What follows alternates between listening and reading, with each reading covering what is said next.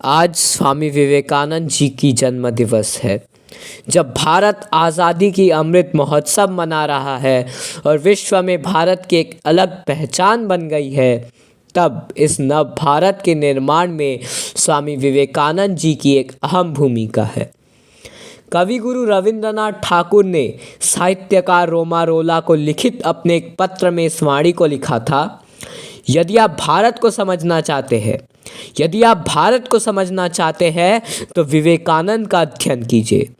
उनमें सब कुछ सकारात्मक है, नकारात्मक कुछ भी नहीं। कितनी विलक्षण एवं अद्भुत वाणी है।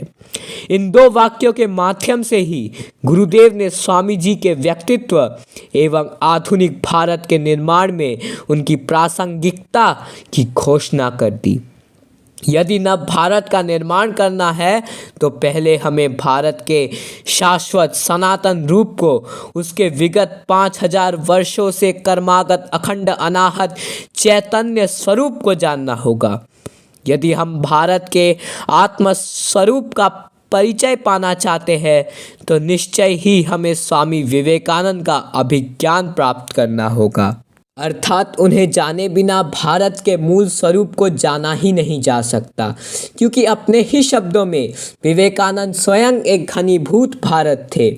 स्वाधीनता प्राप्ति के 76 वर्षों के बाद आज जब हम अपनी उपलब्धियों का सिंहावलोकन करते हैं तो लगता है कि जहां हमने विज्ञान, कृषि एवं कुछ अन्य क्षेत्रों में यथेष्ट प्रगति कर ली है, वहीं हम हिंसा, मूल्यहीनता, भ्रष्टाचार, कदाचार, पापाचार, जातीयता आदि भयंकर रोगों के शिकार भी हो गए हैं।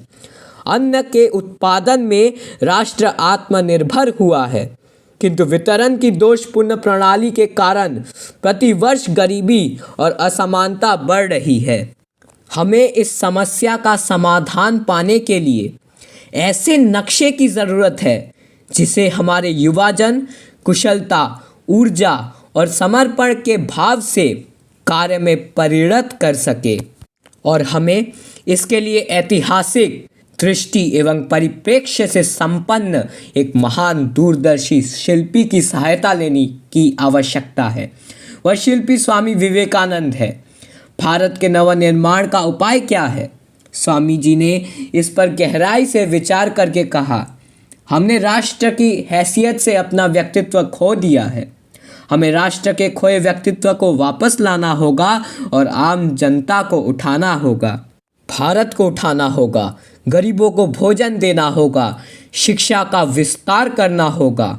भारत के नवनिर्माण के लिए स्वामी जी के इस अग्नि अभिषिक्त मंत्र को भारतवासी सदैव याद रखे।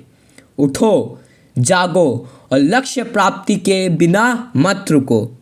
आज युवा दिवस के मौके पर हम सभी ना सिर्फ उन्हें श्रद्धांजलि दें, बल्कि हम उनके दिए गए ज्ञान, बातों, सीखों और चर्चा के एक छोटे से हिस्से को अपने जीवन में भी उतारें।